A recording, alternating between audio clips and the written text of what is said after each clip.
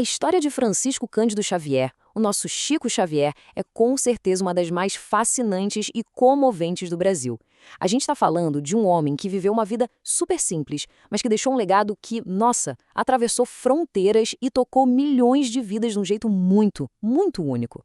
E só pra gente ter uma noção do tamanho da importância dele, em 2012 rolou uma votação nacional super popular e ele foi eleito o maior brasileiro de todos os tempos. Imagina só, ele ficou na frente de figuras históricas de todas as áreas.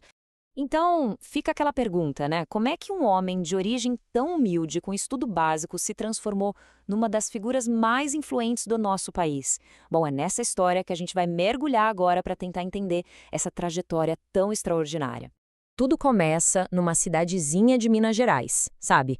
Num cenário de muita dificuldade, mas ao mesmo tempo de acontecimentos que já mostravam que aquele menino tinha um caminho bem diferente pela frente. O Chico nasceu numa família muito pobre. E logo aos 5 aninhos ele já enfrentou uma dor imensa, que foi perder a mãe. Esse foi só o começo de uma infância cheia de provações. Mas o ponto de virada mesmo, a grande mudança, veio em 1927, quando uma das irmãs dele ficou muito doente.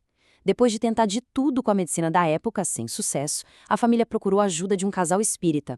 Foi aí que o Chico, que desde criança já via e ouvia espíritos, teve seu primeiro contato, digamos, oficial com a doutrina espírita. E foi ali que ele começou a entender tudo o que acontecia com ele.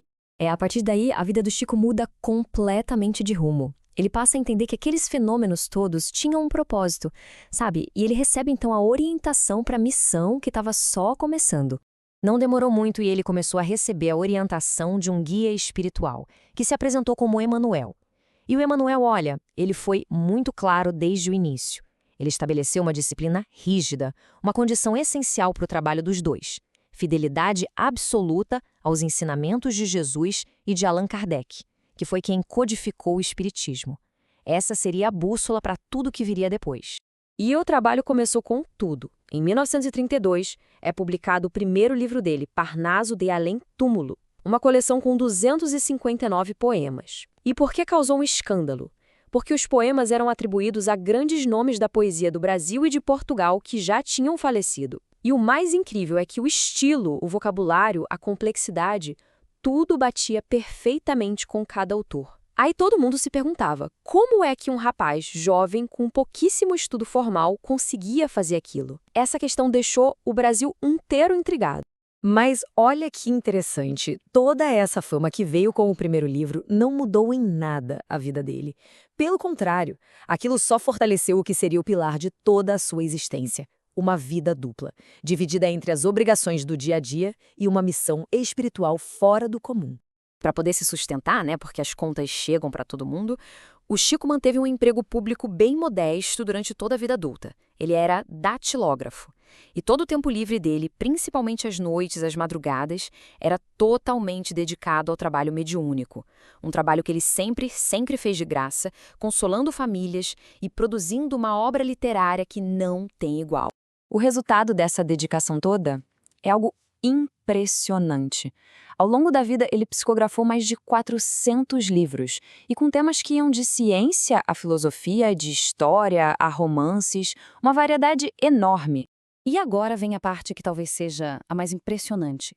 Apesar dos livros dele terem vendido mais de 50 milhões de cópias, ele cedeu 100% dos direitos autorais para instituições de caridade. Desde o primeiro livro, ele nunca ficou com um centavo sequer de toda essa obra gigantesca. Vivia só da sua aposentadoria modesta. Bom, com uma vida dessas de tanto trabalho, de tanta renúncia, era só questão de tempo até que a fama dele fosse muito além de Minas Gerais, né? A figura do Chico estava prestes a se tornar um verdadeiro fenômeno nacional. E o momento que realmente colocou ele dentro da casa de todos os brasileiros foi a participação no programa Pinga Fogo. A entrevista, que era para durar 1 hora, acabou se estendendo por mais de 3, com uma audiência recorde. O Brasil literalmente parou para ouvir aquele homem simples responder com uma calma e uma sabedoria incríveis perguntas sobre a vida, a morte, ciência, religião, de tudo um pouco. O impacto do trabalho do Chico foi tão grande que chegou até nos tribunais. Um dos casos mais famosos foi um julgamento de homicídio. O réu dizia que era inocente, que o tiro que matou o amigo tinha sido acidental. E aí, Uma carta do próprio amigo falecido, psicografada pelo Chico, descrevia o acidente exatamente do mesmo jeito.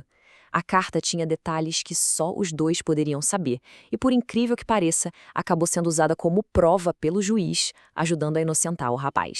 Chico Xavier faleceu no dia 30 de junho de 2002. E olha a coincidência, foi no mesmo dia em que o Brasil comemorava o pentacampeonato na Copa do Mundo. Tem uma história bonita que diz que ele pediu para partir num dia de alegria para o povo, para que a morte dele não causasse tristeza. E a herança que ele deixou, essa continua mais viva do que nunca.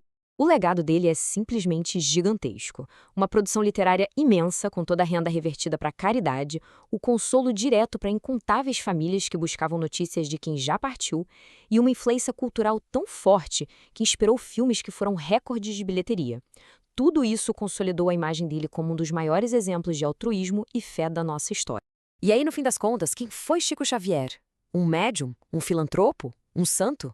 Talvez a beleza da história dele esteja exatamente aí. Ela não cabe num rótulo só.